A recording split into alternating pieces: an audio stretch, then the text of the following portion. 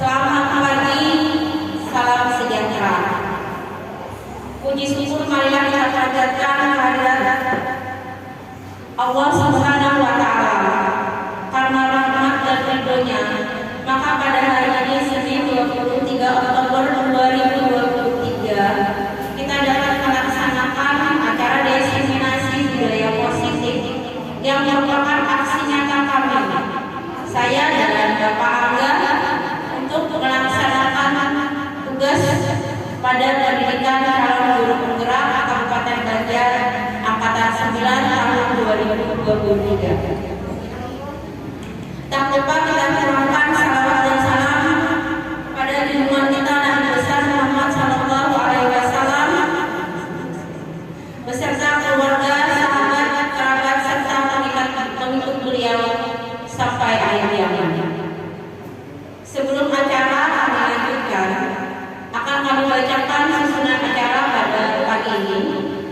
Yang pertama adalah pembukaan, yang kedua sambutan kepala SFF satu Galuh atau yang mewakili, penyampaian materi budaya positif oleh calon guru penggerak, yaitu saya sendiri, Ibu Dewi Mulyani, dan rekan saya Bapak Kaisar Angga.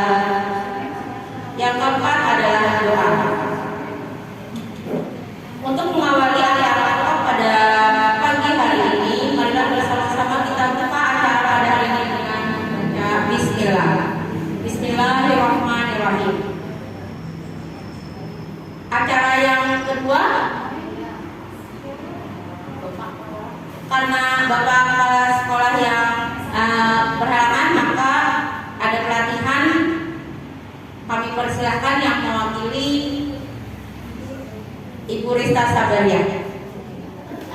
Silakan kepada Ibu Rista Sabaria, kami persilahkan.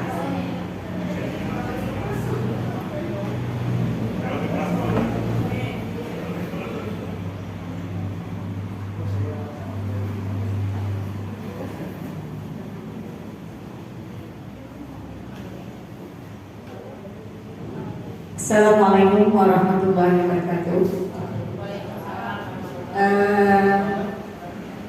Saya sebagai perwakilan dari Bapak Kepala Sekolah ingin menyampaikan, mudah-mudahan nanti Ibu Dewi dan Bapak Angga dapat menjadi guru penggerak yang sukses dan berhasil.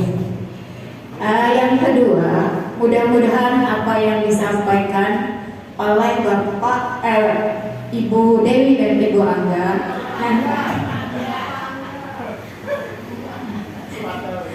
terbalik ya tadi terbalik ya, aduh bisa jadi terbalik baru jadi pimpinan lagi udah ya, mudah-mudahan apa yang disampaikan oleh Ibu Dewi dan Bapak Angga nanti ada manfaatnya untuk kita semua, baik itu nanti berkelanjutan untuk semua siswa.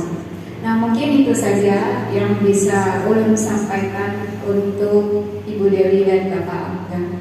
Ya, saya akhiri. Assalamualaikum warahmatullahi wabarakatuh.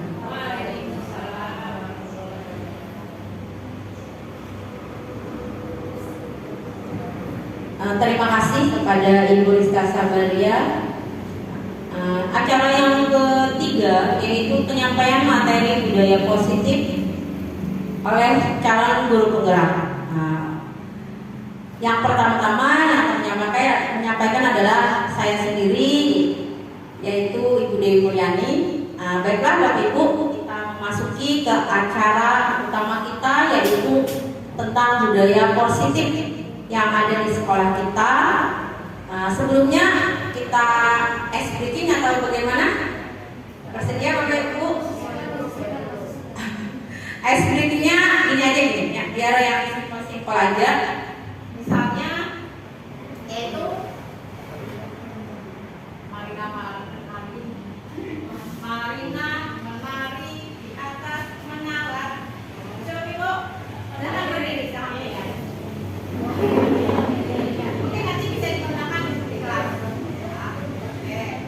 Ini gerakannya Marina menari di atas menara. Marina menari di atas menara. Menara, Marina menari. Nah, kita ulangi. Jadi bisa nanti urutannya beda-beda Bapak. Siap? Ya, mulai 1, 2, 3. Marina menari di atas menara. Marina di atas menari menara. Seperti itu Bapak. Oke, terima kasih Bapak Ibu. Nah, ini nanti mungkin salah satu bisa Bapak Ibu gunakan di kelas untuk mengetahui fokus atau tidaknya siswa-siswi kita sebelum pembelajaran. Oke, sekarang kita masuki materi kita langsung Bapak. Silakan Bapak. Nah, ya. Jadi budaya positif. Mungkin kita sering mengenal atau mendengar kata budaya positif. Budaya positif adalah berarti kebiasaan-kebiasaan yang kita budayakan di sekolah kita. Nah, nanti di sini kita akan membahas tentang bagian-bagian dari budaya positif tadi, agar sekolah kita bisa menciptakan budaya positif yang berkelanjutan. Yang pertama, belum Pak, adalah perubahan paradigma belajar, kemudian ada disiplin positif, nilai-nilai kebajikan, kebutuhan manusia, motivasi perilaku manusia, posisi kontrol guru, keyakinan kelas, dan segitiga restitusi. Langsung saja kita masuk ke perubahan paradigma belajar. Paradigma belajar kita kenal saat kita mulai menerapkan kurikulum merdeka, di mana pembelajaran pada sewaktu kita belum mengenal kurikulum merdeka, banyak sekali pembelajaran yang mungkin hanya berpusat kepada guru. Nah, kemudian dengan adanya paradigma baru kurikulum merdeka, kita mengenal yaitu tentang pembelajaran yang berpusat pada siswa, di mana pembelajaran yang berpusat pada siswa ini adalah pembelajaran yang menuntun Bapak Ibu. Jadi seorang guru itu adalah bagaikan seorang petani, di mana kalau kita menanam jagung, maka yang kita hasilnya nanti padi apa jagung Bapak Ibu? Jagung. Seperti itu kita mendidik. Jadi di sana kita menanam jagung, kita kasih pupuk yang bagus, subur tanahnya, maka nanti jagung yang kita hasilkan adalah jagung yang berkualitas. Tapi kita tidak bisa merubah jagung menjadi padi. Itu adalah cara mendidik dengan cara menuntun. Jadi kita tidak bisa merubah anak karena anak mempunyai kodratnya masing-masing.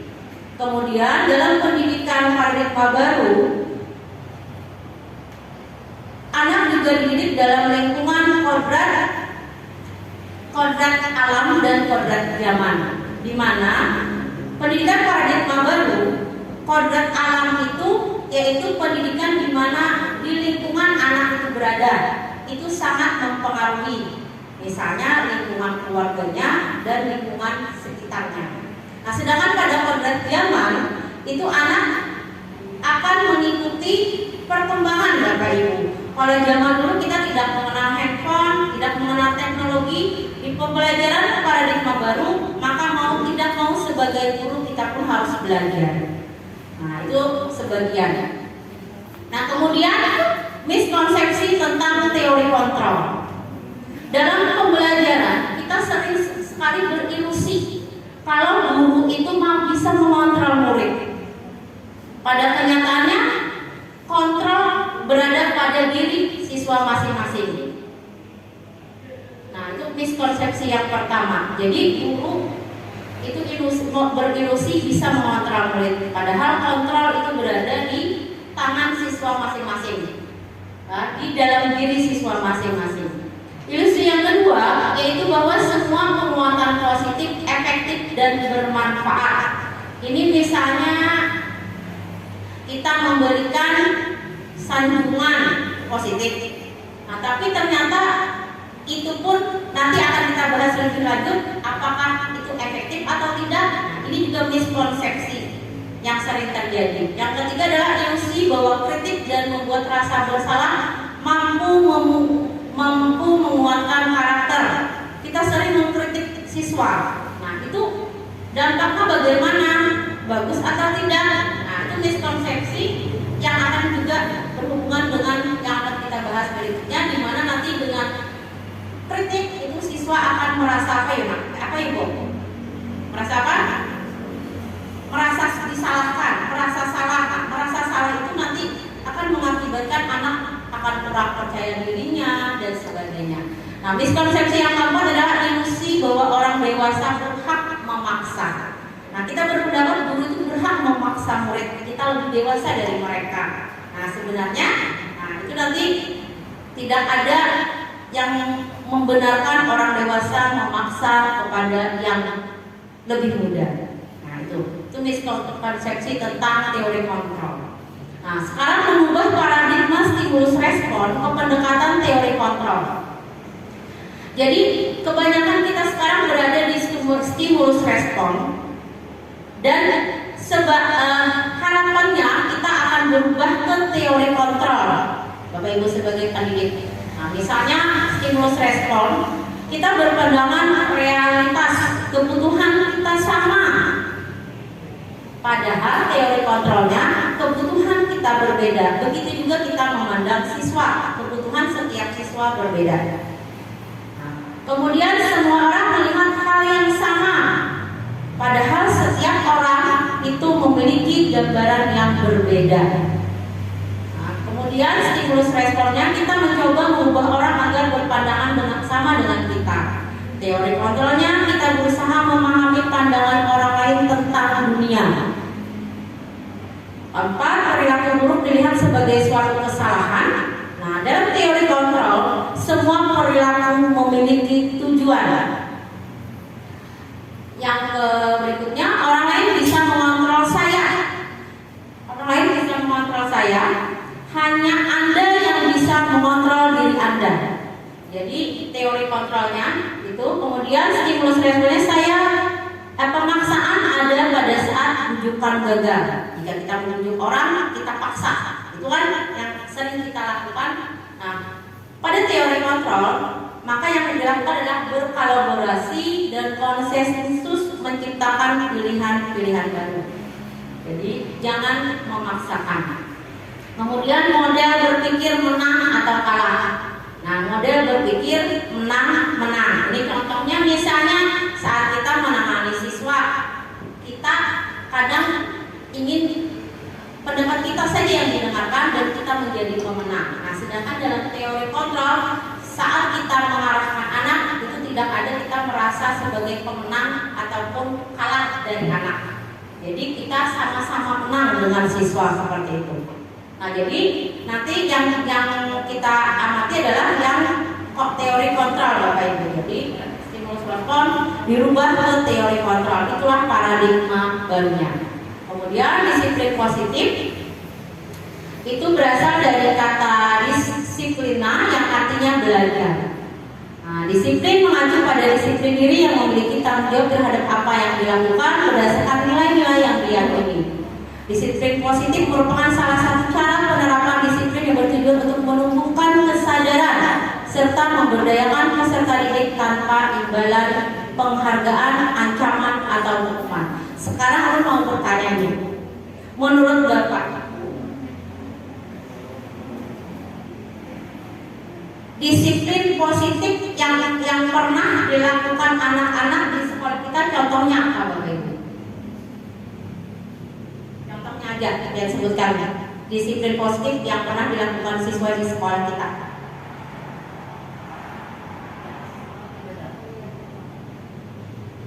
Datang ke sekolah sebelum jam pelajaran dimulai. Sekarang kenapa anak-anak datang sebelum jam pelajaran? Artinya anak-anak itu datang tepat waktu. Kenapa kira-kira Bapak Ibu? Karena apa yang mendorong mereka? Pembiasaan. Terus ada lagi? Aturan, kesadaran. Oke. Nah, disiplin positif di sini nanti adalah disiplin yang berasal dari dalam diri. Nah, jadi disiplin positif itu berasal dari dalam diri. Dari beberapa yang Ibu sebutkan, Bapak Ibu sebutkan tadi, sebenarnya nanti ada disiplin karena faktor eksternal, yaitu karena ada peraturan, karena takut, nah itu eksternal namanya. Tapi kalau disiplin positif itu nanti adalah disiplin yang berasal dari dalam diri anak sendiri, yaitu dia menyadarinya bukan karena takut, bukan karena peraturan. Nah, seperti itu. Tujuan dari disiplin positif adalah menanamkan motivasi yang ketiga pada murid-murid, yaitu untuk menjadi orang yang mereka inginkan, menghargai diri sendiri dengan nilai-nilai yang mereka percaya. Ketika murid kita memiliki motivasi tersebut, mereka telah memiliki motivasi intrinsik. Nah, yang berdampak jangka panjang, motivasi yang tidak akan terpengaruh pada adanya hukuman atau hadiah. Oleh karena itu tadi contohnya saat anak datang ke sekolah tepat waktu, tapi bukan karena takut peraturan, bukan karena ada hadiah, atau bukan karena pujian dari kita, nah, tetapi karena dalam dirinya meyakini bahwa perbuatan itu harus dia lakukan untuk menghargai dirinya sendiri. Saat itu anak sudah melaksanakan disiplin positif atau disiplin intrinsik. Dan disiplin positif dan disiplin intrinsik inilah yang sebenarnya harus kita gali dari anak-anak Bapak Ibu. Kalau sekarang belum terjadi, pelan-pelan kita belajar agar disiplin positiflah yang mengakibatkan anak mau membudayakan budaya positif di sekolah, bukan karena hukuman atau aturan. Nah, berdasarkan Bapak Pendidikan kita berpendapat, yaitu Bapak Ki Haji Utara menyatakan bahwa di mana ada kemerdekaan, disitulah harus ada disiplin yang kuat.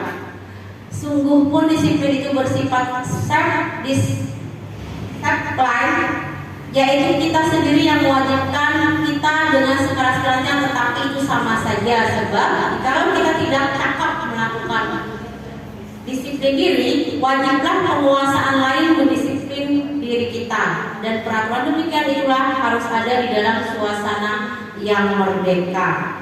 Jadi disiplin itu maksud dari kata-kata di sini harus dari dalam diri. Kalau tidak ada dari dalam diri, baru dari luar. Nah, tapi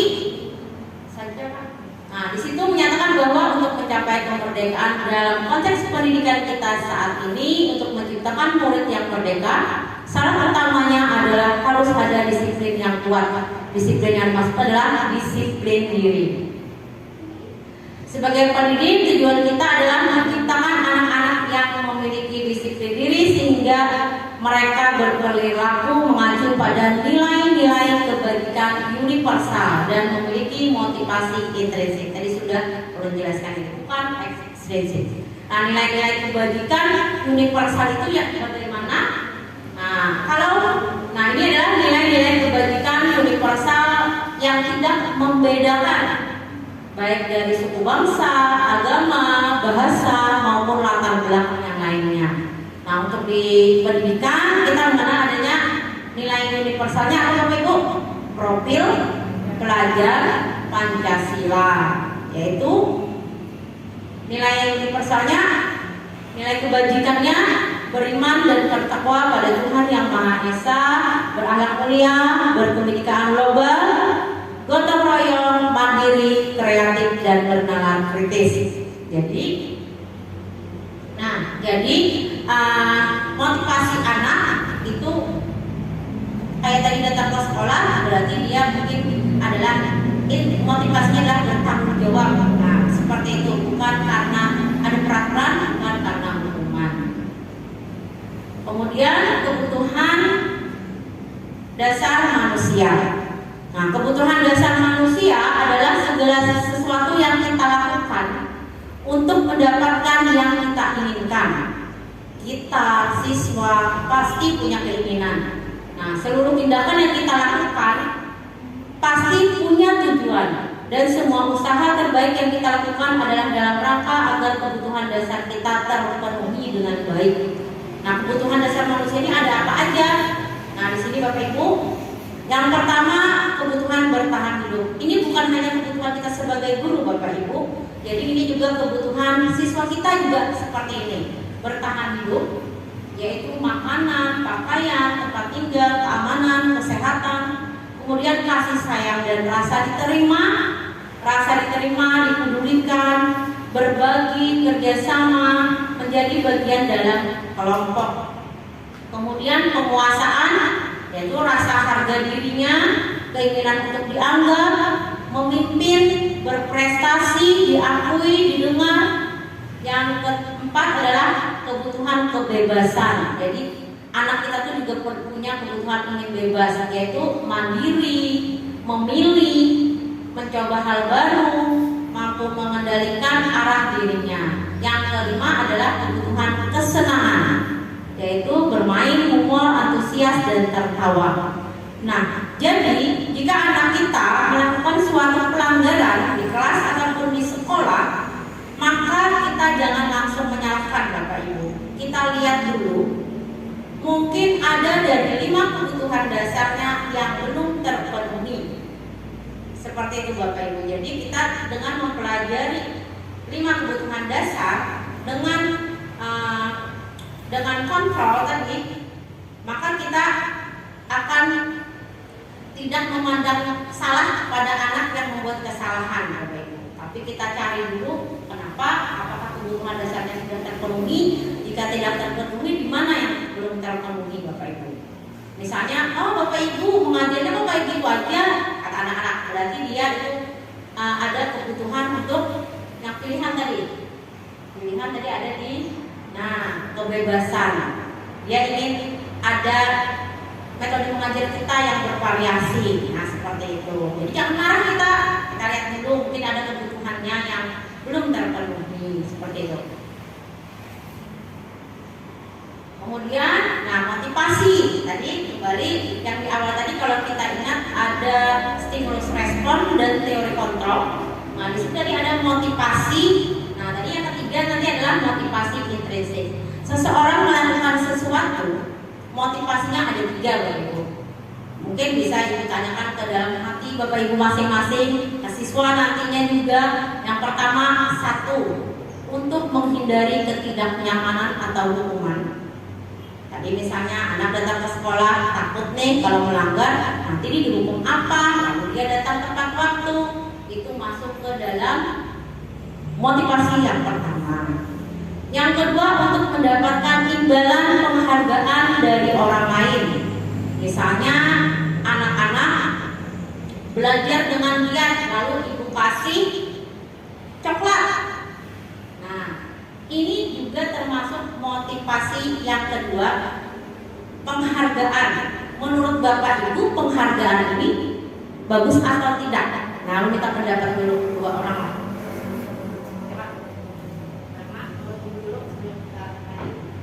Assalamualaikum warahmatullahi wabarakatuh. Tadi terima kasih diberi waktu oleh Ibu Dewi dan Pak Angga. Menurut kalau setiap kita memberi imbalan berupa penghargaan kayak permen, itu sebenarnya tidak perlu. Jadi penghargaan itu bisa dengan angka, atau yang bisa beri tepukan, atau yang beri dengan cara motivasi lain. Menurut itu lebih berharga dan bisa menjadi pelajaran untuk anaknya sendiri daripada kita berikan permen, coklat atau apa saja. Terima kasih, itu saja pendapat saya. Terima kasih Bu Rama.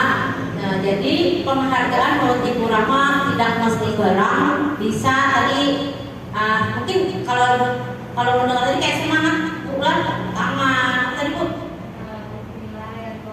nilai apa enggak. Jadi nanti kita akan melihat penghargaan ini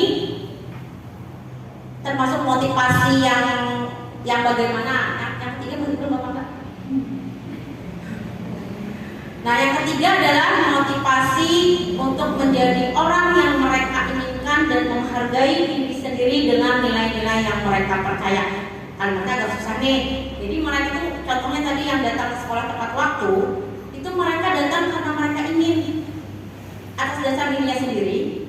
Kemudian mereka menghargai orang yang datang tepat waktu, sebenarnya itu menghargai dirinya sendiri, bukan untuk orang lain.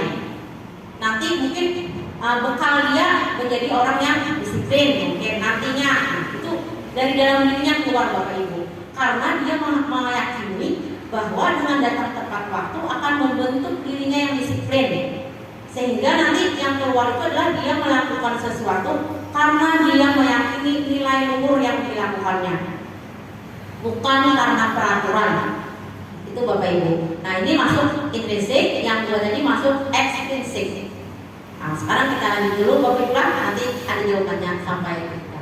Nah, 3 motivasi perilaku. Yang pertama, untuk menghindari ketidaknyamanan, itu adalah tingkat terendah dari motivasi perilaku manusia. Biasanya orang yang motivasi perilakunya untuk menghindari hukuman atau ketidaknyamanan akan bertanya, apa yang akan terjadi apabila saya tidak melakukannya? Sebenarnya mereka sedang menghindari permasalahan yang mungkin muncul dan berpengaruh pada mereka secara fisik, psikologis maupun tidak terpenuhinya kebutuhan mereka bila mereka tidak melakukan tindakan tersebut. Ini motivasi terendah, paling rendah dari 3 motivasi. Yang kedua, untuk mendapatkan imbalan. Nah, ini adalah tingkatan motivasi yang kedua, lebih bagus dari yang pertama, tapi termasuk juga nomor 2 lah, seperti itu. Orang dengan motivasi ini akan bertanya, apa yang saya dapatkan apabila saya melakukannya? Nah, pujian dari orang lain yang menurut mereka penting dan mereka letakkan dalam dunia berkualitas mereka juga melakukan sesuatu untuk mendapatkan hadiah. Nah, kurang ini tadi walaupun hanya sekadar pujian, itu tetap termasuk ke dalam penghargaan yang merupakan motivasi yang kedua, Bapak Ibu. Nah, kemudian yang ketiga, nah ini mereka melakukan sesuatu tindakan itu berdasarkan keyakinan dirinya sendiri bahwa tindakan ini adalah merupakan nilai luhur yang diyakini yang memang harus dilakukannya untuk kebaikan dirinya sendiri, bukan untuk orang lain, tetapi nantinya dia juga yang akan memetik buah dari apa yang dilakukannya, yaitu nilai-nilai yang bisa membentuknya menjadi pribadi yang lebih baik, Bapak Ibu. Nah, jadi berarti yang mana Bapak Ibu yang paling bagus? Yang ketiga. Mari kita sama-sama melakukan ini Bapak Ibu, yaitu melakukan sesuatu berdasarkan nilai luhur universal yang kita percayai bisa membawa kebaikan bagi dunia pendidikan. Oke. Nah, sekarang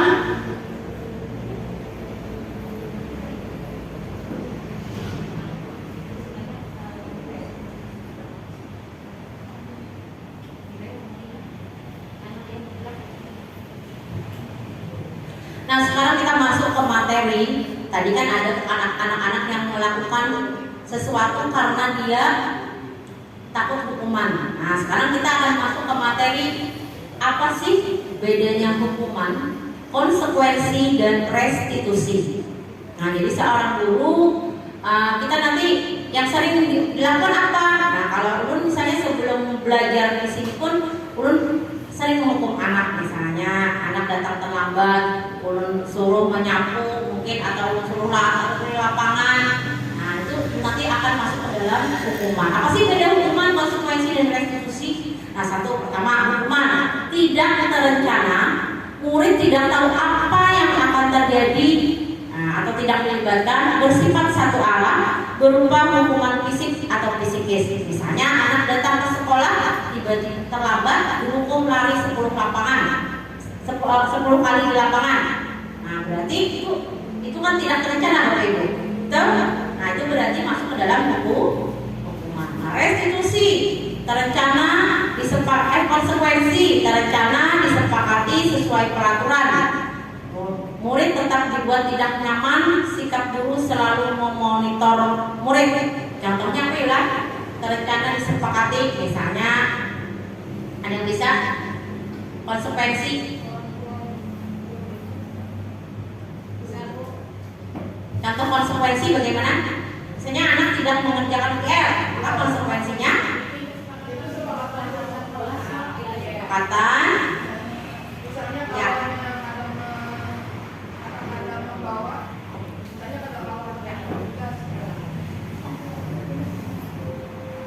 Yang menurut saya kalau konsekuensi ini seperti yang saya lakukan, kalau anak-anak disuruh bawa buku berpeta. Nah, hari ini sudah disuruh untuk pertemuan berikutnya. Jadi siapa yang tidak membawa, apa konsekuensinya apa? Dia sendiri yang sama-sama harus disuruh push up ya. Tapi kan kalau menurut saya sebagai guru itu tidak kurang bagus, apalagi kalau nanti kondisi siswanya yang tidak sama kan, ada yang sehat ada yang tidak. Jadi yang lain kan ternyata dia memilih mungut sampah Bu, sampahnya bagaimana caranya? 10 sampah Bu, 10. Jadi setiap anak ini sudah 10 saya. Jadi itu konsekuensi terencana. Terima kasih Bu Rusmiati. Konsekuensi terencana tadi betul yang Ibu Aminah katakan, itu biasanya ada kesepakatannya Pak enggak? Ada kesepakatannya. Kemudian kalau tidak mengerjakan tugas, berarti konsekuensinya bagaimana Bapak? Tugas yang dikerjakan Bapak Ibu itu konsekuensinya. Kalau kita menyuruhnya ke yang lain, misalnya tadi memungut sampah dan lain sebagainya, berarti itu sudah termasuk dalam apa Bapak Ibu? Hukuman. Nanti kita ada latihan sedikit setelah ini. Kemudian restitusi ini mungkin hal yang baru. Pernah mendengar Bapak Ibu? Belum. Sama aja kami pun baru mendengar di pendidikan guru penggerak ini. Bapak Angga ya? Jadi restitusi itu menciptakan kondisi bagi murid untuk memperbaiki kesalahan tapi tidak menyalahkan. Dimana nanti kesalahan itu kita validasi, kemudian kita nanti ada selanjutnya Bapak Angga yang akan menjelaskan. Nah, jadi kemudian guru juga berkolaborasi mengajarkan murid untuk mencari solusi atas kesalahan yang dilakukannya. Kita latihan dulu Pak Angga yang hukuman tadi di slide yang satunya. Nah, coba Bapak Ibu tebak. Tadi kan sudah tahu tuh hukuman, konsekuensi dan restitusi. Di sini nanti kita akan membandingkan ada peristiwa-peristiwa yang mana merupakan hukuman, yang mana merupakan konsekuensi.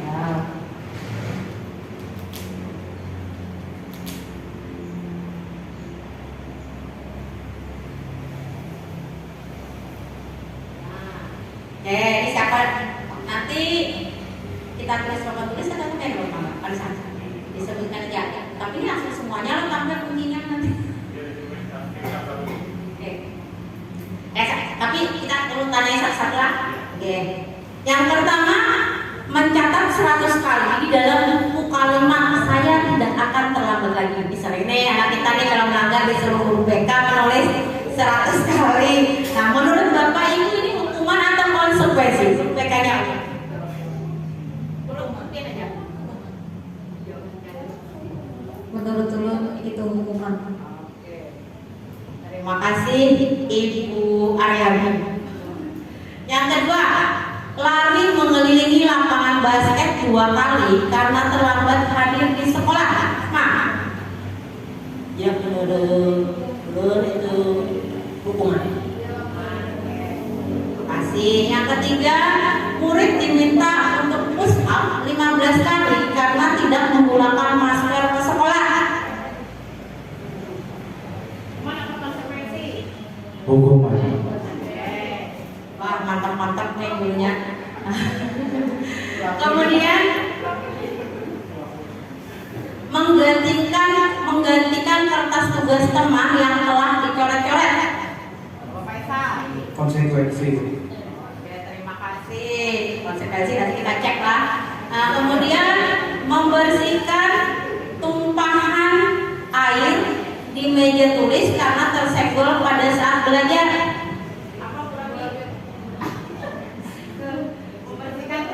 Membersihkan tumpahan air di meja tulis karena tersenggol pada saat belajar itu konsekuensi.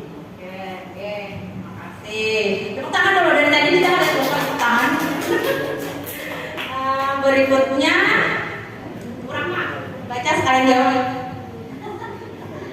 Murid disuruh untuk tidak mengenakan sepatu seharian di sekolah karena tidak mengenakan sepatu hitam. Itu hukuman. Oke. Selanjutnya kita baca jawab. Lari mengelilingi lapangan basket 2 kali karena terlambat 10 menit untuk pelajaran PJOK. Hukuman.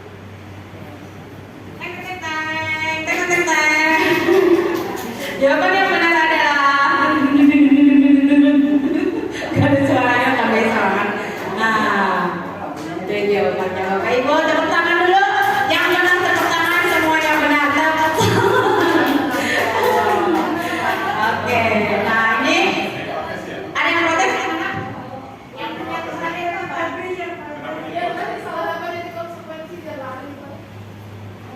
Silakan Bapak Aga mau menambahkan. Nah, ini kajian PJOK.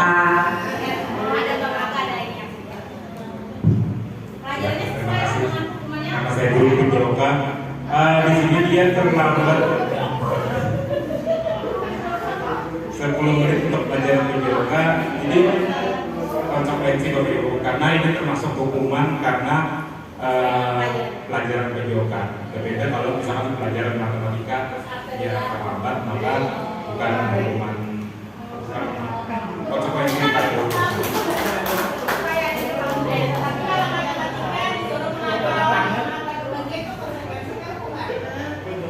Konsekuensi dalam matematika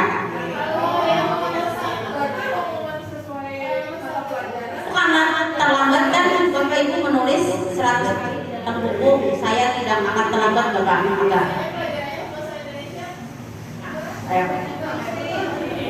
Kalau menurut saya secara pribadi bukan konsekuensi melakukan itu hukuman karena tidak ada hubungannya kan, tidak ada hubungannya. Kecuali misalkan bahasa Indonesia dia membuat puisi bisa, nah dia terlambat disuruh bikin puisi untuk memperbaiki.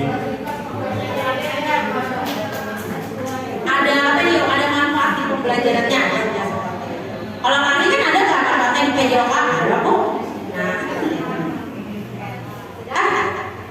ke slide yang tadi itu kebetulan.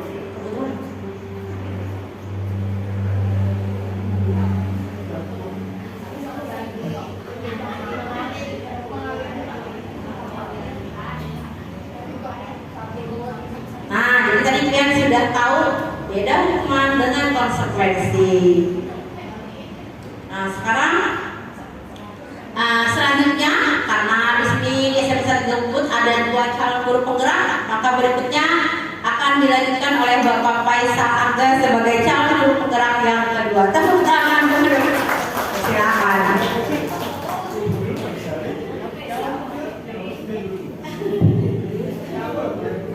Harus saya mau salah satunya. Di sini kita belum secara pribadi akan menyampaikan tentang 5 posisi kontrol guru. Nah, karena sebagai guru ini, saya merasa secara pribadi itu sangat suka saat ini ya, saya berlaku itu sebagai teman dan pembuat rasa bersalah. Jadi saya salahkan terus menurut saya lah. Tapi di sini kita melihat dulu lah apa sih yang dilakukan seorang guru dalam posisi kontrolnya, misalkan sebagai penghukum, pembuat rasa bersalah, sebagai teman, pemantau dan manajer. Idealnya nanti kita sebagai seorang guru memiliki posisi kontrol itu minimal sebagai pemantau atau manajer. Jadi masing-masing posisi kontrol ini memiliki dampak dan efek masing-masing terhadap murid. Nah, ini adalah contoh kasusnya. Siswa tidak memakai atribut lengkap saat upacara bendera. Nah, apabila kita sebagai seorang penghukum, kita akan menghukum siswa tersebut. Jadi tidak ada sebuah solusi dari yang kita lakukan. Kita cuma memberikan efek jerah. Jadi mereka melakukan atribut lengkap upacara bendera karena takut dihukum oleh bapak gurunya. Bila bapak ibu gurunya sebagai pembuat merasa bersalah, mereka akan mengeluarkan kata-kata saksinya, yaitu ada yang menimbulkan siswa merasa bersalah. Bapak kecewa sama kamu, bapak sedih melihat kamu dan seperti itu. Yang berikutnya adalah manajer. Manajer ini adalah posisi kontrol paling ideal.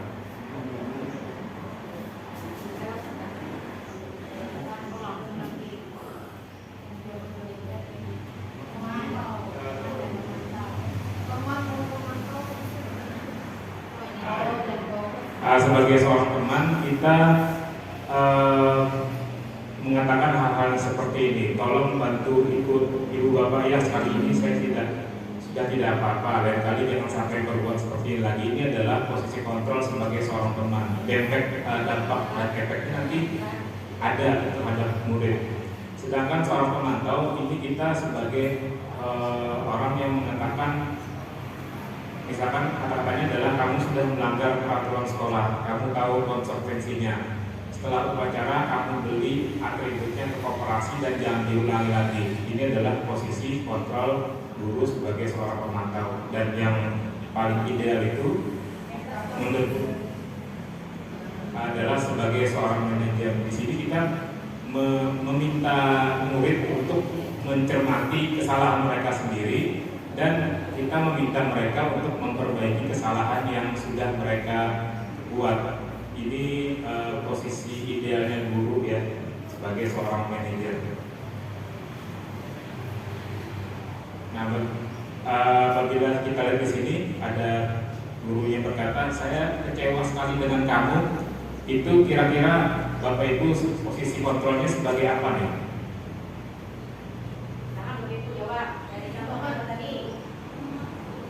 Saya kecewa sekali dengan kamu.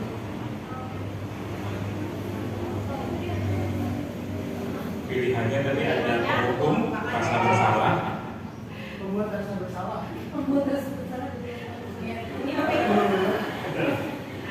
Oh iya, ada kata-kata saksinya lagi itu mengecewakan. Jadi dia mengecewakan gurunya. Jadi ini adalah membuat merasa bersalah. Kadang-kadang apabila kita bapak sedih melihat kelakuan kamu, itu kan sedih, artinya si anak membuat gurunya sedih, itu membuat anak merasa bersalah, bertunduk. Nah, itu adalah salah satu membuat merasa bersalah. Tadi jawabannya Membuat merasa bersalah lah. Kedua, kamu tidak pernah benar melakukannya. Penghukum atau pemantau? Bisa atau bisa? Penghukum. Oh, jadi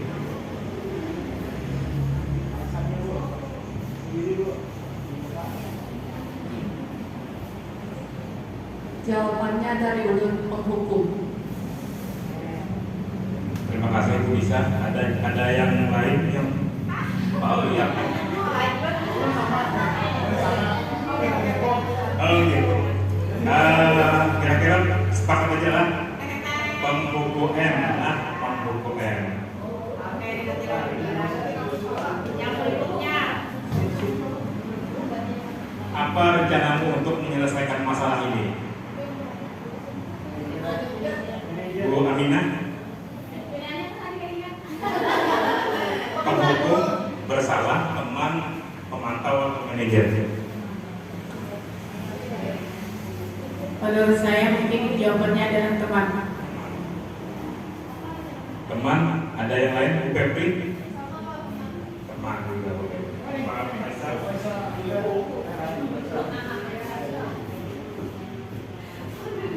rencana untuk menyelesaikan masalah ini menurut saya posisi kontrolnya manajer. Pak Faisal, manajer. Silakan. Oh, sekarang dulu Bu, teman-teman kita yang jawab. Ya. Manajer.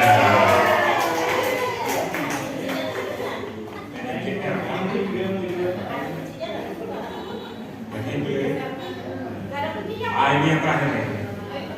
Ayolah lakukan demi, ada kata kuncinya. Ayolah, berarti apa? Bapak Ibu sebagai seorang ada yang beda? Teman bulan? Teman saja bulan. Ayolah. Iya. Ya, tepuk tangan untuk kita semua karena sudah memahami posisi kontrol seorang guru lah. 5 posisi kontrol. Oh, ada lagi yang terakhir. Oh, kamu tidak pernah mendapat nilai jika tidak mengerjakan tugas. Kamu tidak pernah mendapat nilai jika tidak mengerjakan tugas. Kalau dari kemarin menghukum bulan, tapi yang belum keluar siapa bu? Tidak ada kata hukuman bulan. Dia cuma mengingatkan. Seandainya ada tambahannya.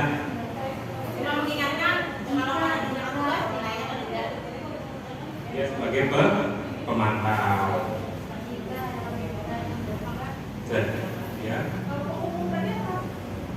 Hukuman dia dihukum bu. Ada hukumannya.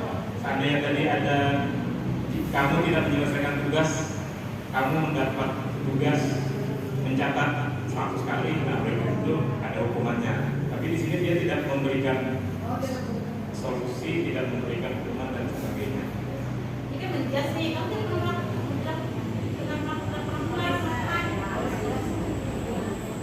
kata-katanya agak kasar sedikit.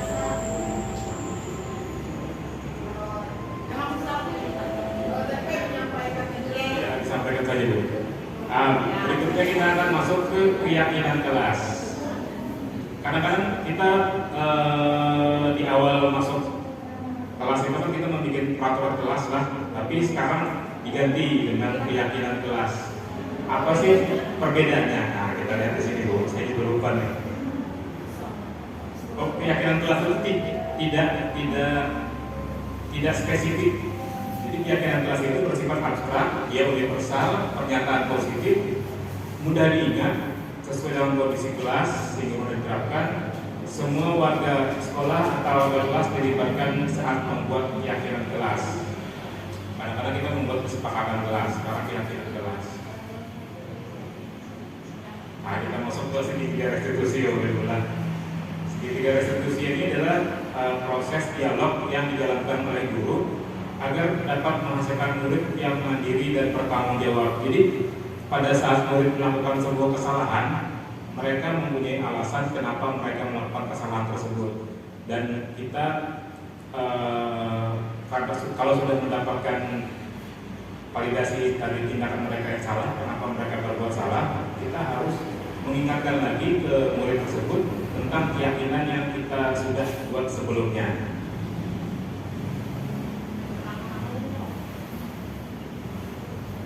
Langkah-langkahnya itu ada 3 bulan, karena dibilang segitiga restitusi karena ada 3 langkah. Yang pertama kita menstabilkan identitas. Stabilkan identitas, kita validasi tindakan yang salah, kita tanyakan kenapa mereka berbuat hal tersebut, dan kita menanyakan keyakinan di mana restitusi ini tidak menghakimi dan tidak membuat mereka salah, tidak membuat mereka berpikir bahwa mereka salah dan kesalahan mereka bisa diperbaiki. Secara menurut dosen 2004, di sini restitusi adalah proses menciptakan kondisi bagi murid untuk memperbaiki kesalahan mereka sehingga mereka bisa kembali pada kelompok mereka dengan karakter yang lebih kuat. Restitusi juga merupakan proses kolaboratif yang mengajarkan murid untuk mencari solusi untuk masalah mereka dan membantu murid berpikir tentang orang seperti apa yang mereka inginkan dan mereka harus memperlakukan orang lain. Jadi seperti itu. Ini yang pertama Bapak Ibu, kita menstabilkan identitas. Jadi kita memberikan penyampaian bahwa tidak apa-apa berbuat kesalahan. Jadi murid merasa tidak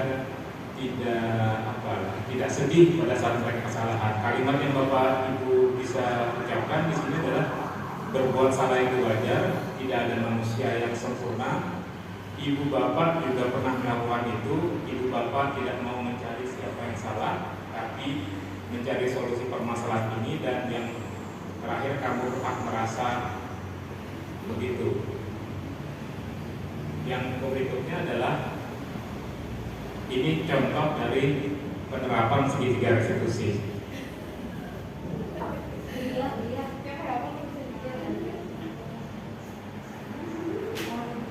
The Bluetooth device is ready to pair. The Bluetooth device is connected successfully.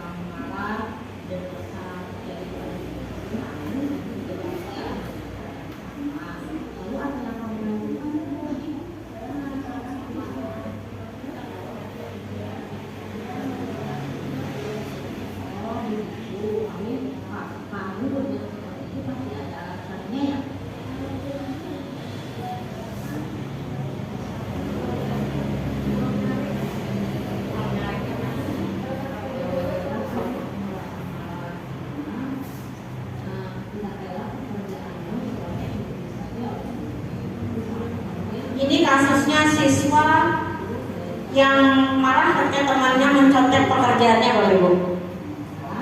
Coba kita pikirkan, jangan kamu marah sampai selamat ya pagi. Bagaimana kalau kamu hari ini? Baik. Sehat? Alhamdulillah. Iya, tadi ibu dengar laporan dari kepala kelas. Kamu habis bertanya dengan Budi? Ya Bu, habisnya saya sangat kesal. Kenapa kesal? Jadi terus menghadapi keadaan saya di PTN, terus juga sering dicontek. Oh begitu ya. Wajarlah jika kamu marah dan kesal. Jika itu ada di posisi kamu, itu juga pasti akan berkomentar yang sama. Lalu apa yang kamu lakukan tadi? Saya marah-marah terus saya maki-maki tanpa sadar membuat dia buruk. Oh begitu. Kamu berbuat seperti itu pasti ada alasannya ya. Kalau menurut saya diam saja, kan sudah cerita saya menjaga soal itu tidak berusaha sendiri. Ya wajarlah kalau kamu merasa marah karena tidak rela pekerjaanmu secontek begitu saja oleh Budi. Itu sangat menghargai tindakan kamu yang sudah berbuat lebih buruk daripada itu, misalnya memukul.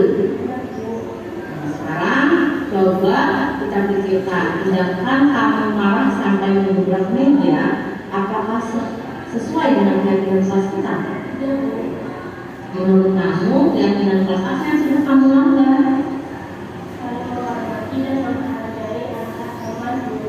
Ya betul, menurut kamu saling menghormati dan menghargai antar teman itu penting tidak untuk kamu?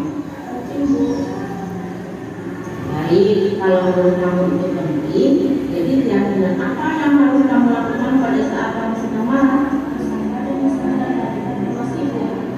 Kamu bersedia memperbaiki masalah ini? Bersedia, Bu.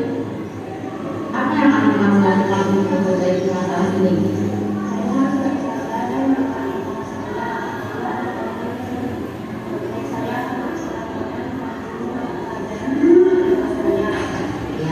Tindakan yang sangat tepat, tetap semangat ya. Sekarang silakan kembali ke kelas. Terima kasih Bu. Sama-sama.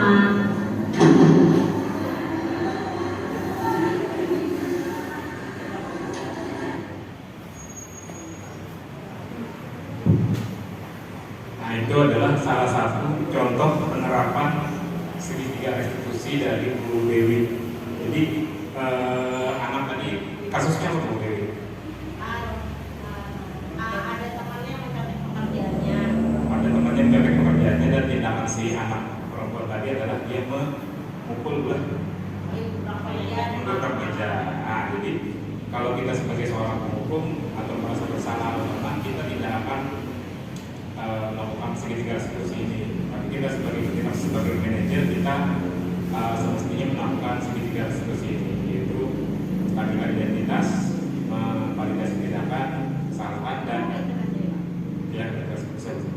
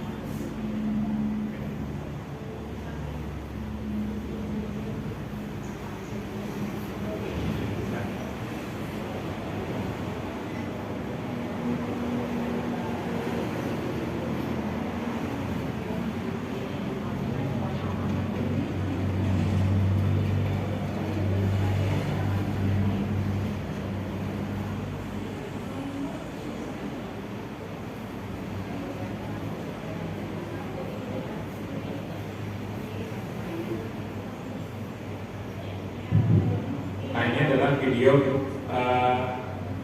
yang terakhir kesepakatan kelas bulan keyakinan kelas. Bagaimana cara membuat keyakinan kelas? Ini contoh dari Bu Dewi Mulyadi.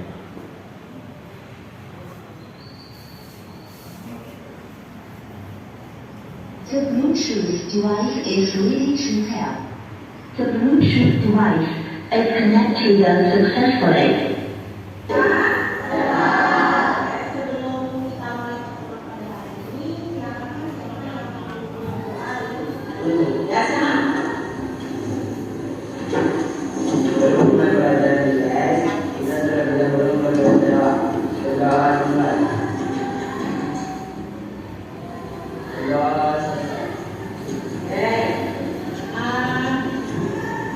Kita awali pagi ini dengan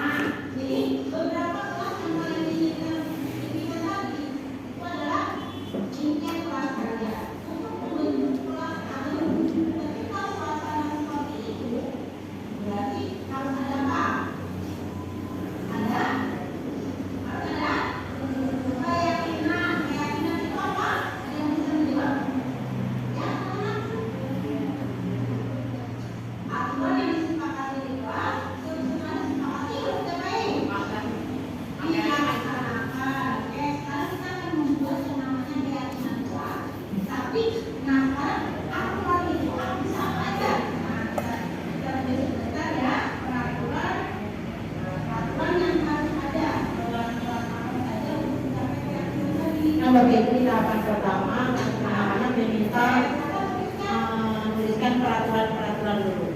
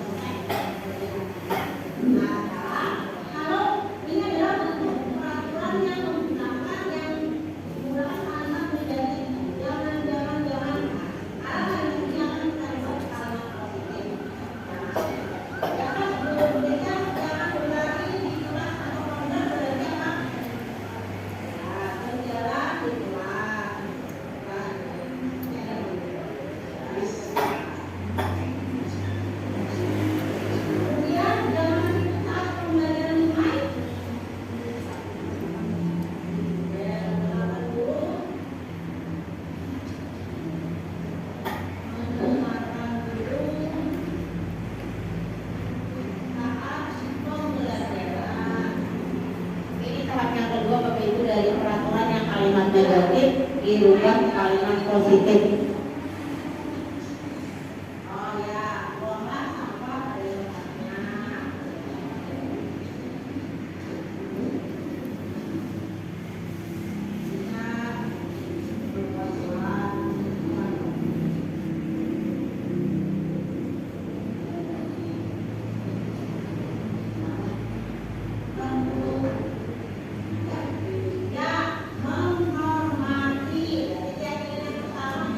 Ini langkah yang ketiga Bapak Ibu dari merubah kalimat negatif ke positif. Yang ketiga adalah memasukkan nilai-nilai kebajikan atau nilai-nilai universal, misalnya nilai profil belajar Pancasila.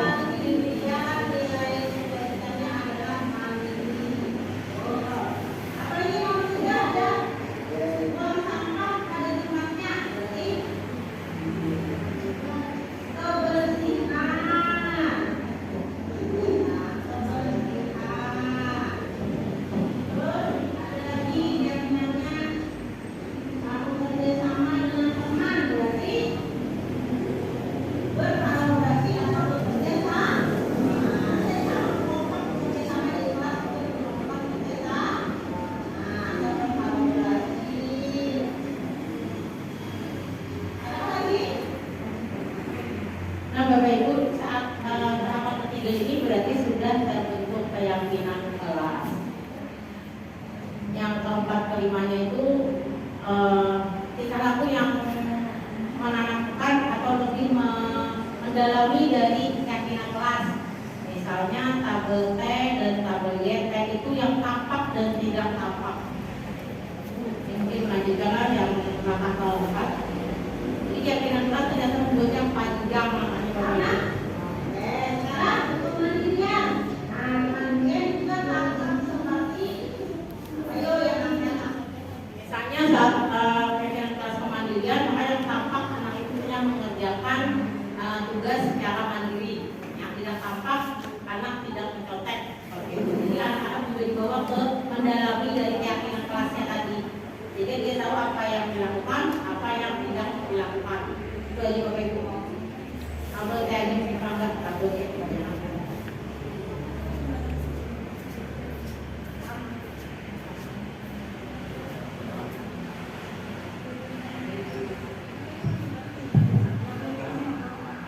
Baik Bapak Ibu, untuk segitiga restitusi dan keyakinan kelas di sini ada yang ingin ditanyakan?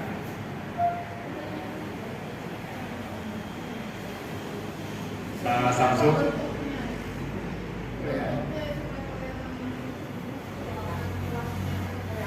Oke, keyakinan kelas hasil. Kalau sedikit kita itu hasilnya tadi itu yang kemandirian, belum dibikin apa, sekarang belum bikin tanpa karena ini tugas terakhir kita malah dari ini keyakinan kelas itu baru ada. Nah, di tahap ketiga Bapak itu tadi belum pakai videonya soalnya hampir sejam ini. Jadi tadi yang pertama ulangi dari peraturan dulu kita ganti. Yang kedua peraturan itu biasanya kan jangan buang sampah.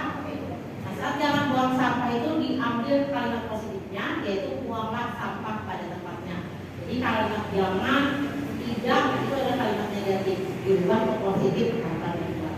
Misalnya kemudian jangan buang sampah pada tempatnya, tambah tiganya berarti nilai universalnya kebajikannya apa ya? Kebersihan. Nah, kebersihan merupakan bisa jadi salah satu keyakinan kelas. Boleh kata kebersihan, boleh Bapak Ibu tambah misalnya menjaga kebersihan, boleh seperti itu. Oke, itu keyakinan kelas. Yang sudah Bapak Ibu. Jadi tadi di tahapan 3 itu adalah terbentuk keyakinan kelas. Tahapan 4 dan 5 anak-anak mendalami dari keyakinan kelas yang dibuatnya. Misalnya tadi Bapak bilang menjaga kebersihan, berarti yang tampak anak membuang sampah pada tempatnya. Yang tidak tampak berarti yang tidak tampak berarti anak tidak membuang sampah, anak membuang sampah sembarangan. Nah, ini sebenarnya ada di slide yang Bapak lihat. Ada temannya. Nah, ini. Nah, ini. Jadi saat jangan buang sampah sembarangan, peraturan. Ambil kalimat positifnya, buanglah sampah pada tempatnya. Ketiga, ambil kata-katanya. Yang di sini adalah keyakinan kelas Bapak Ibu. Ini mungkin hampir sama-sama kesepakatan kelas, sama dengan. Ya, kalau sekarang itu lebih ke keyakinan dengan menggunakan nilai-nilai ini perusahaan. Nah, di sini adalah tabel T dan Y. Ada 3. Ini bawahnya. Ini sudah jadinya Bu Sumi buat santri. Ada tabel Y, ini terdengar, terlihat dan berperilaku, sedangkan tabel T-nya adalah hormat, bekerja. Yang kata Bu Dewi tadi, yang misalkan hormat, itu yang tampak, yang bisa kita lihat adalah siswa atau murid datang tepat waktu, sedangkan tidak tampaknya sering hadir terlambat. Apabila indikator yang kedua menyapa teman dan guru setiap hari, maka yang tidak tampaknya adalah tak acuh kepada teman dan guru, sedangkan mengembalikan barang teman dan mengucapkan terima kasih, maka yang tidak tampaknya adalah tidak mengembalikan barang yang telah dipinjam. Untuk yang bekerja itu misalkan tekun bekerja dan menyimak guru, itu yang tampaknya. Yang tidak tampaknya adalah tidak mendengarkan guru dan acuh tak acuh. Kalau menjalankan tugas tepat waktu itu tampaknya dari bekerja, maka yang tidak tampaknya adalah tugas tidak dikumpul atau tidak diberikan. Nah, ini adalah tabel T dan tabel Y pendalaman keyakinan kelas. Nah, jadi Bapak Ibu, setelah terbentuk keyakinan kelas, anak-anak kita bawa ke pendalaman keyakinan kelas. Karena kalau sekedar keyakinan mungkin dia belum sampai dengan keyakinan itu apa yang harus dia lakukan, apa yang tidak dia lakukan. Nah, itulah kita dari melalui tabel T, boleh juga dengan tabel Y. Kalau menurut boleh ya mungkin salah satu malah kalau terdengar ini misalnya kalau dia ini kalau terdengar dia yuk saya bantu, misalnya dia bekerja sama, kan kita mendengar tuh di kelas, yuk saya bantu, ayo kita bekerja, nah itu kita mendengar tuh. Jadi anak-anak mendalami keyakinan kelas dua ini. Jadi tahapan 4, 5 hanya mendalami keyakinan kelas, agar anak-anak semakin tahu keyakinan kelasnya itu apa yang dilakukannya, apa yang tidak hanya kata-kata. Mungkin dia kalau menjaga kebersihan, benar? Nah, lalu kita gali melalui tabel ini. Itu tahapan pembuatan keyakinan kelas, itu dari peraturannya ubah, dan kalau kalimatnya negatif ubah ke positif. Tahapannya yang ketiga, ambil nilai kebaikannya atau nilai keyakinan yang berasal dari nilai kebaikan. Yang keempat, kalau tahapan kita yang keempat, yang keempat tuh membuat ini tabel T, yaitu menggali isi dari keyakinan kelasnya. Yang kelima adalah membuat tabel Y. Ini tabel T tampak seperti tidak tampak, ada T namanya. Nah, Y ini terdengar, terlihat, berperilaku dari keyakinan yang sudah dibuat. Baik, ada lagi yang lain, Bapak Ibu, yang perlu kita diskusikan sama-sama.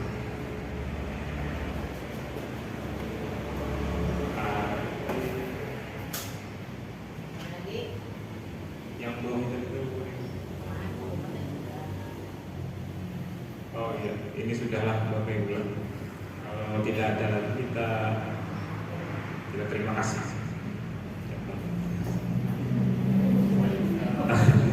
Saya kembalikan kepada Ibu Dewi. Oke Bapak Ibu, dengan berakhirnya sesi keyakinan kelas, melihat penerapan keyakinan kelas dan segitiga restitusi yang sudah kami laksanakan, maka kita akhiri kegiatan hari ini yang diakhiri dengan berdoa mungkin oleh Bapak Samsul Duha.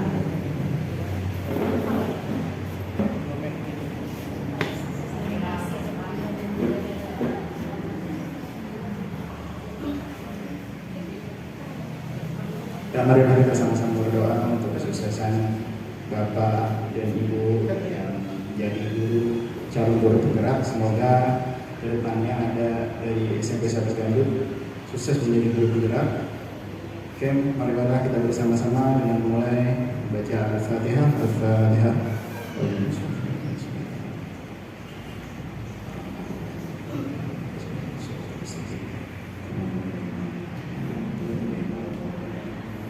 Amin. Bismillahirrahmanirrahim. Alhamdulillahirabbil alamin. Wassalatu wassalamu ala rasulillah wa ala alihi wasallam.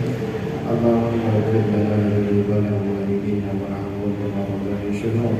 Allahumma inna nas'aluka al-huda wal tuqa wal afwa. Allahumma inna nas'aluka salamatan fid din wa 'afiyatan fil jasad wa ziyadatan fil 'ilmi wa barakatan fil rizqi wa rawdatan fil maut wa rahmatan 'inda al-maut. ومغفرة بعد الموت. اللهم هون علينا بشجرة الموت والنجاة من النار والعفو عن الحساب. ربنا تقبل منا إنك أنت السميع العليم وتب علينا إنك أنت التواب الرحيم. ربنا آتنا في الدنيا حسنة وفي الآخرة حسنة وقنا عذاب النار. صلى الله على نبينا محمد وعلى آله وصحبه وسلم. سبحان ربك رب العزة عما يصفون والسلام على المرسلين والحمد لله رب العالمين.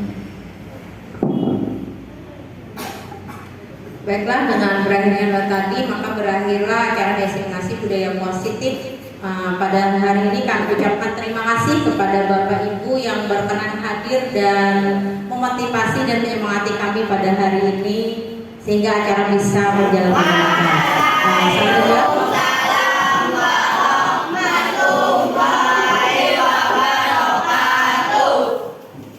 Ucapkan terima kasih.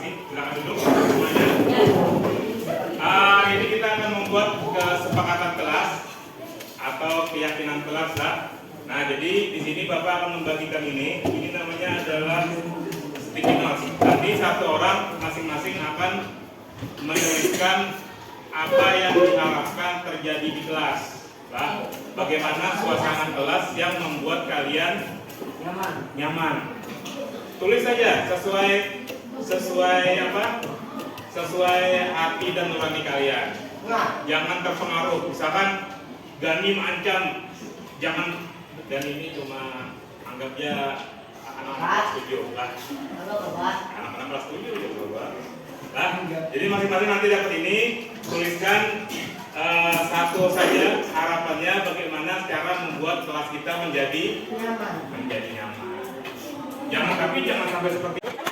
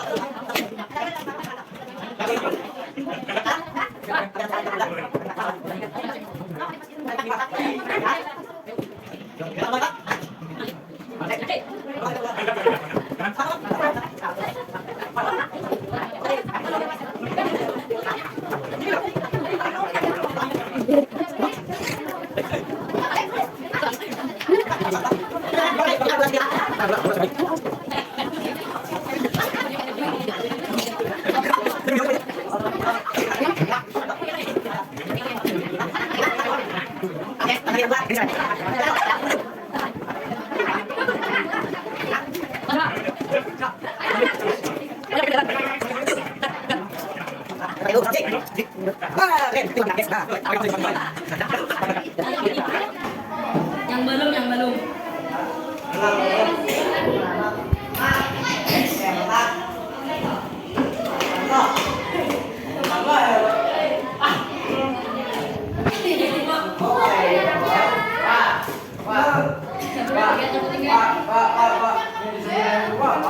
Nanti ini kita rangkum jadi itu. Ini kan masih kacau nih. Nah, sudah kita baca. Kalau baca satu-satu lah. Sudah Lutfi, Gani. Yang pertama, menghormati guru yang sedang berbicara.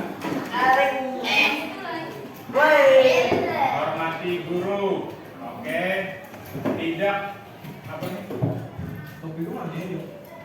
Tidak ada lagi yang marah-marah.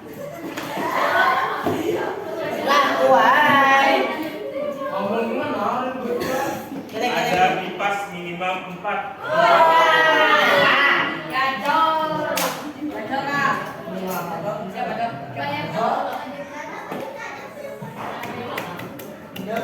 Tidak ada bullying.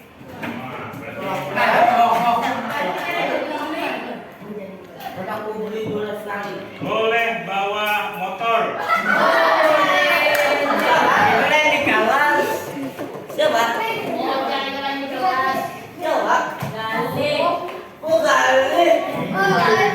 Main bola di Sariti.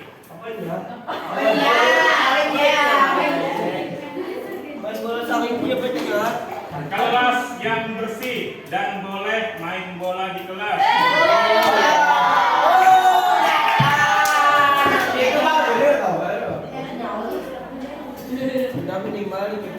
Sama nih. Sama nih, boleh bawa motor.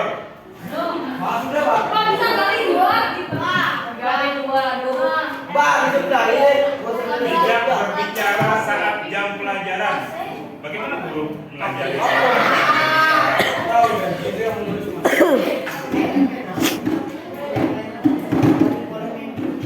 Tidak ada yang main bola.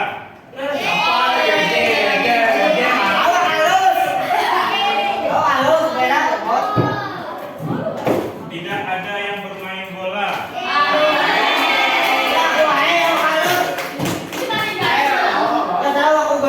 Menghargai guru.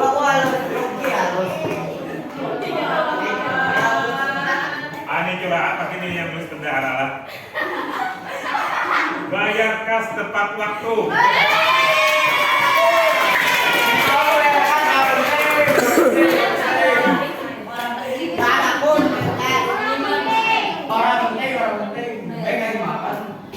Biar bebas, apalagi pas saya syutingannya. Gana, ada kipas. Saya ingin kipas. Yang toksik.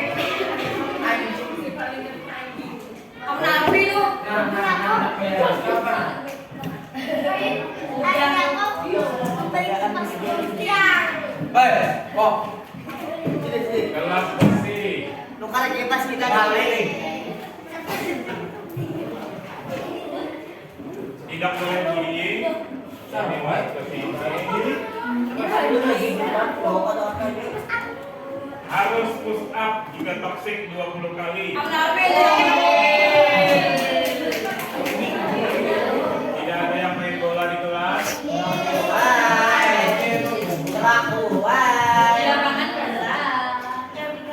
Tidak bermain bola di kelas.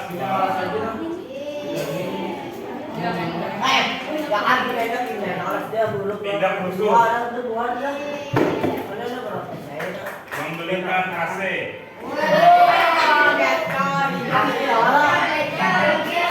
Ada kipas minimal 3. Tidak main bola. Tidak bermain bola di kulkas. Ini kawannya bendahara nih. Uang kas wajib bayar. Wajib masalah. Ada wajib. Jangan main bola suka. Terus kipas ada juga. Tidak ada yang bullying. Kipas angin. Bermain bermain bola di kelas. Iklan dulu guys. Lihat dulu ini. Kurang PHU. Kalau dia iklannya saya gantung dulu. PR tidak banyak dan boleh main bola. Tidak beda lagi. Tidak main bola. Tidak ada lagi bermain bola di dalam kelas. Ya baru guys. Jangan ada yang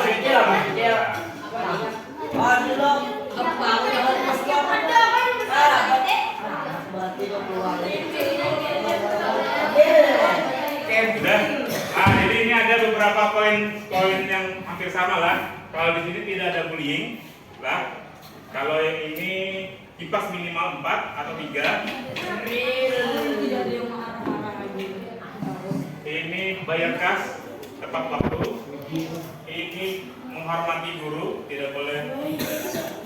Ini bermain bola di kelas dan ini kurang tahu. Apa itu buangan itu ya? Iya, bisa.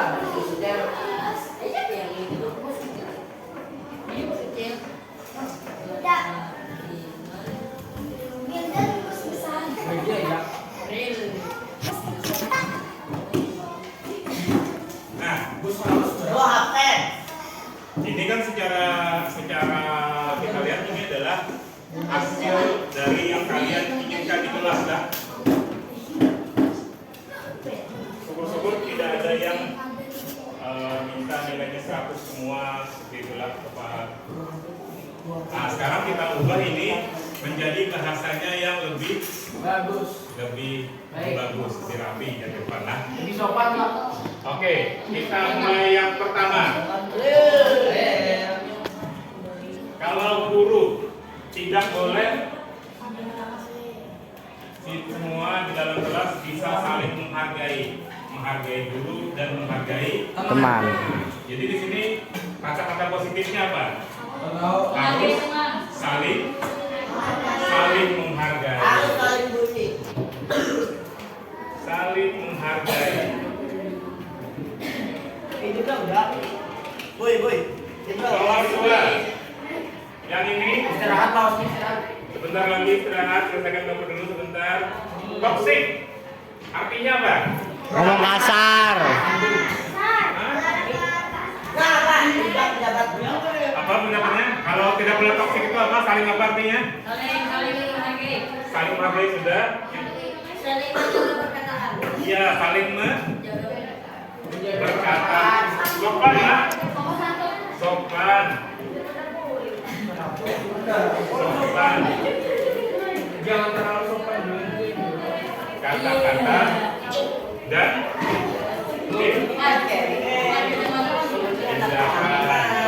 yang ketiga ini kipas angin ini Gantian cowok pegang lah. Gantian.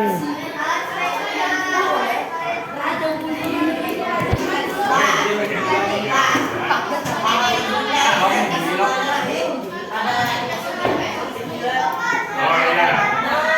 Supaya kelas udah dingin kayak apa? Kalau kipas angin bisa lah. Saling apa? Saling tertib lah. Atau gini aja, Bapak punya ide. Masing-masing saling tiup-meniup aja sama kawan di samping.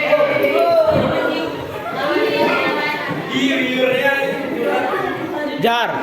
Hati-hati kalau makan jaring, Mas. Gantian Jor. Yang berikutnya, main bola. Artinya apa? Boleh bang. Itu sama. Boleh main bola asal apa? Asal tidak di. Kalau anak main bola, silakan di lapangan atau langsung di ruang kepala sekolah aja lah. Ini juga saling menjaga ketertiban karena banyak resiko. Yang terakhir, Bawa motor. Olahan. boleh bawa motor lah. Oh iya. Saling. Iya semuanya saling. Karena kita di sini adalah orang banyak. Jadi saling. Ya. Kalau bayar kas gimana? Bendarannya apa?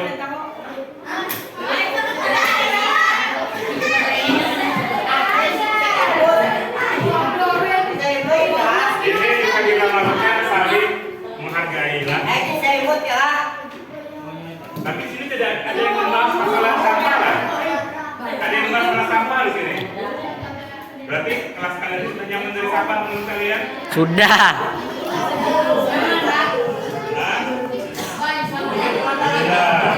Kita tambahin saja lah, menjaga kebersihan. Bukan hanya kebersihan kelas, tapi juga kebersihan seluruh sekolah. Ada yang perlu ditambahin lagi dari dua ini? Berarti sudah sepakat semuanya lah? Iya, sebelum istirahat, Bapak minta tolong satu orang dulu. Biasanya kita saling sepakat sebagai wujud ini adalah keyakinan kelasnya. Siapa yang mau tanda tangan ini? Ketua kelas siapa ketua kelas? Kepen. Pen, maju Pen, tanda tangan Pen. Tertanda ketua kelas.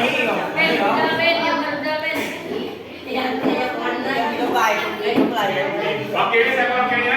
Ketua Sri Kandi. Oh, wakil.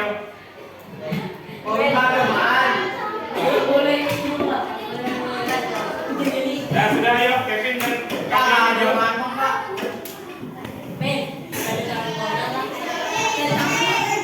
Kalau tak aja Kevin, kalau tak aja Kevin call aja.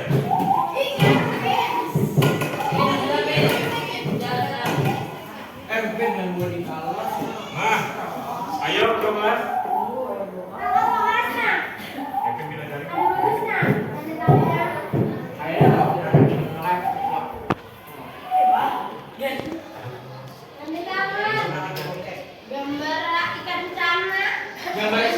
Iya, sip. Baik, terima kasih atas kesempatan kelas hari ini. Silakan istirahat. Nanti kita masuk ke jam